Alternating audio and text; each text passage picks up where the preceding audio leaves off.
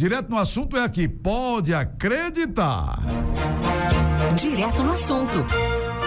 Pode acreditar. Direto no assunto, com Paulo Mesquita.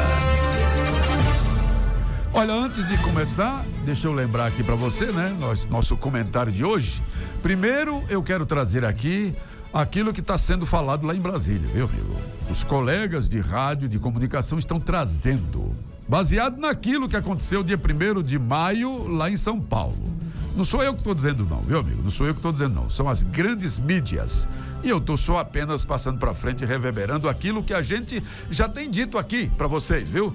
O fiasco que foi e o demonstrativo que está sendo a falta de povo que tem um presidente que foi eleito pelo povo. Pense você o que quiser, viu? Pense o que quiser. Eu sei muito bem o que eu penso. O problema é que nem sempre a gente pode falar tudo que pensa, né? Mas eu acho meio estranho as coisas, viu? Eu acho meio estranho. Como diz o ex-presidente, né? Alguém ser eleito, alguém ganhar um time de futebol, ganhar um campeonato sem ter torcida é coisa totalmente possível. Basta ter os jogadores ter talento, porque depende da torcida, até porque torcida não entra em campo. Agora, qualquer político, não é só o presidente que está aí não, qualquer político que não tem a popularidade que demonstra que ele foi eleito, é uma interrogação gigantesca que nasce na cabeça de todo mundo. Porque não é possível, né? Não é possível. Vamos lá. Vamos ouvir o que os colegas de imprensa estão dizendo lá em Brasília. Vamos ouvir e depois em seguida a gente traz aqui, que não sou eu que estou dizendo não, viu? É Folha de São Paulo, é Estadão, que todo mundo aí que é muito passa pano pro governo e tudo mais e tal, mas é porque chegam num ponto que não tem mais como segurar. Até a Rede Globo já está começando a maiar, né? Só para rimar. Até a Rede Globo, amigo, pra você ter uma ideia. E olha que ela recebe muitos milhões para ficar calado ou então para falar só aquilo que eles querem. É muitos milhões, porém mais milhões ainda tem o povo, né? A partir do momento que a canoa tá entrando água, como eu já disse aqui para você, bebo cagado, meu amigo, ninguém quer estar do lado, só para rimar, viu? E olhe que há previsão de muita gente grossa, muita gente que está abraçado e recebendo e sendo beneficiado a desembarcar do governo, porque tá vendo que a canoa tá furada, tá entrando água e não é pouca, é muita água. Vamos ouvir. Política. E hoje o assunto vem lá de São Paulo, afinal de contas, um sinal de alerta preocupante veio do 1º de maio, já que essa semana nós tivemos o feriado do Dia do Trabalho e neste dia o presidente da República, Luiz Inácio Lula da Silva, como, aliás, costumeiramente faz há muitos anos, inclusive antes de ser presidente, ele comemora um Dia do Trabalho. Afinal de contas, Lula tem a sua origem operária, com muito orgulho dela, e obviamente os sindicatos estão todos em São Paulo. E Lula vem do partido chamado PT, Partido dos Trabalhadores. Porém, neste último Dia do Trabalho, o presidente não gostou do que viu, porque ele foi para a comemoração e chegou lá, tinha muito pouca gente. Ele chegou até a dar uma bronca em quem estava presente e organizou o evento. Segundo a USP, apenas 1.600 pessoas estavam lá, e isso contrasta diretamente com as multidões que o ex-presidente da República, Jair Bolsonaro, tem levado às ruas, seja de Rio, de São Paulo e também nas visitas que faz em outros lugares do Brasil. Claro que a política é feita de sinais e, obviamente, esta imagem do presidente da República sendo um trabalhador no Dia do Trabalho em São Paulo, num evento com pouco mais de 1.600 pessoas, foi frustrante. E o sinal foi claro para dentro da política. Por quê? Porque alguns aliados já começam a dar sinais de defecção, ou seja, podem largar o governo ou não apoiá-lo como estão fazendo. E a gente sabe que este apoio, essa governabilidade, como temos dito aqui, tem vindo muito à base de bilhões de reais através de emendas parlamentares, que irrigam, claro, a vida, e não somente a vida, mas também o poder de senadores e deputados, em especial dos presidentes das duas casas, que ali conseguem fazer uma negociação para votações de interesse do governo.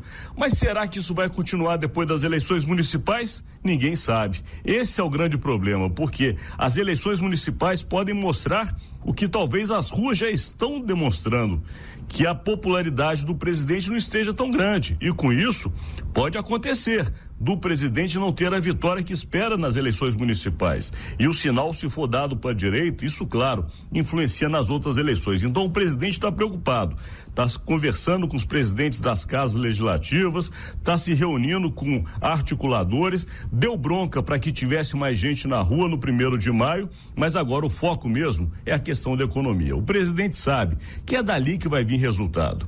Se não tiver resultado direto para a população com relação ao sentimento que a economia melhorou, aí de fato o sinal de alerta nem vai mais acontecer, porque já vai ser sinal vermelho. Vai chegar ao final da primeira metade e vai para a segunda metade do governo Lula.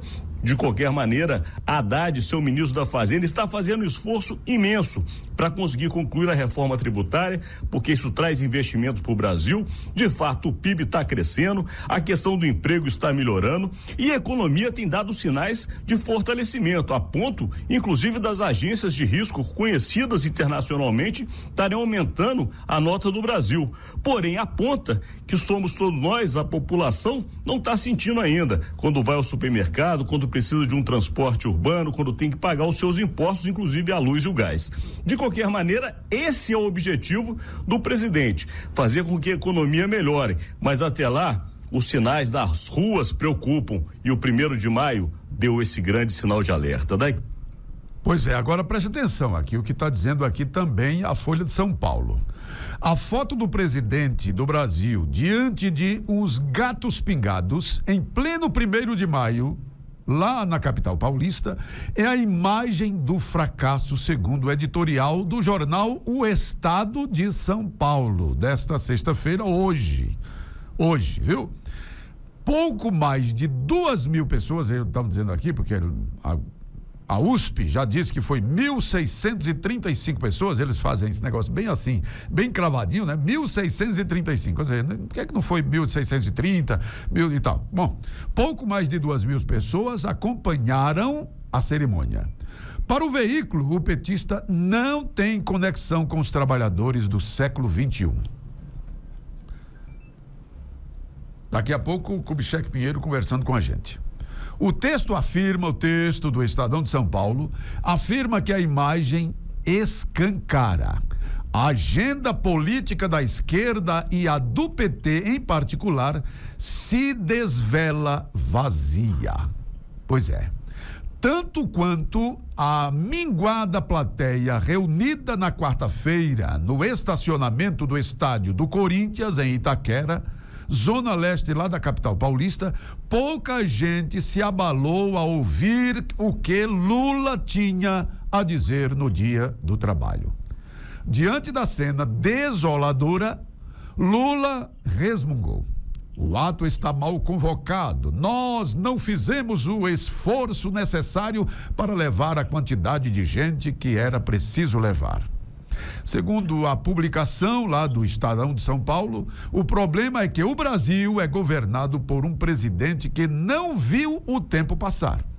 Lula, segundo diz o jornal O Estado de São Paulo, no seu editorial de hoje, Lula ainda pensa como um sindicalista que eletrizava os trabalhadores com seus discursos na Vila Euclides, São Bernardo do Campo, lá em São Paulo, no fim dos anos 70, é o que avaliou o Estadão de São Paulo.